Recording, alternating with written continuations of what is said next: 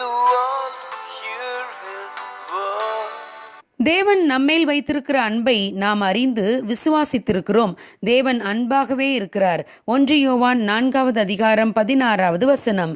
Prince of preachers என்று அழைக்கப்பட்ட Charles Spurgeon ஒரு நாள் இங்கிலாந்து தேசத்து கிராமங்களின் வழியாக தன் நண்பர் ஒருவருடன் நடந்து சென்று கொண்டிருந்தார்.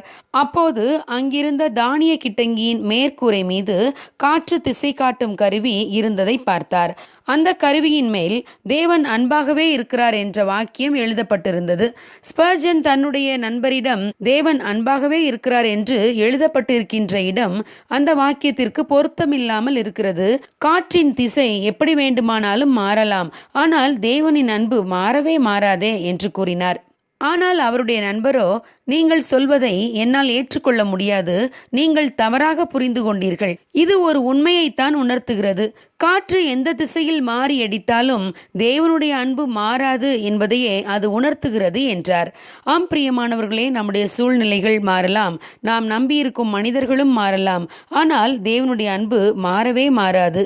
நம்மிடம் ஒன்றும் இல்லை என்றால் மனிதர்கள் நம்மை புறக்கணித்து விடுவார்கள். ஆனால் நாம் புறக்கணிக்கப்படத்தக்கவர்களாய் இருந்தாலும் நம்மை தேடி வந்து நேசிக்கிறவர் நம்முடைய இயேசு கிறிஸ்து ஒருவர் மட்டுமே. யோசேப்பை அவருடைய சகோதரர்கள் அனைவரும் வெறுத்தார்கள், குழியிலே தூக்கி எறிந்தார்கள், அடிமையாக விற்றுவிட்டார்கள். யோசேப்பின் வாழ்வில் கொடுங்காற்று வீசியது. ஆனால் தேவனோ யோசேப்பை விட்டு விலகவே இல்லை. யோசேப்போட கூடவே இருந்தார். யோசேப்பை நேசித்து உயர்த்தினார். ஆம் பிரியமானவர்களே, யார் நம்மை வெறுத்தாலும், யார் நம்மை புறக்கணித்தாலும் தேவன் நம்மை புறக்கணித்து வெறுக்க மாட்டார். அவர் நம்மை விட்டு விலகுவதும் இல்லை, கைவிடுவதும் இல்லை. அவருடைய அன்பு ஒருபோதும் மாறாதது. பேதுரு இயேசு கிறிஸ்துவை மறுதலித்தார். இயேசு யார் என்றே எனக்கு தெரியாது என்று கூறி அவரை சபிக்கவும் சத்தியம் பண்ணவும் தொடங்கினார். ஆனால் அந்த பேதுருவை கூட இயேசு கிறிஸ்து நேசிக்க தவறவில்லை. பேதுருவை நேசித்து மீண்டும் அவருக்கு ஊழிய பொறுப்பை கொடுத்தார்.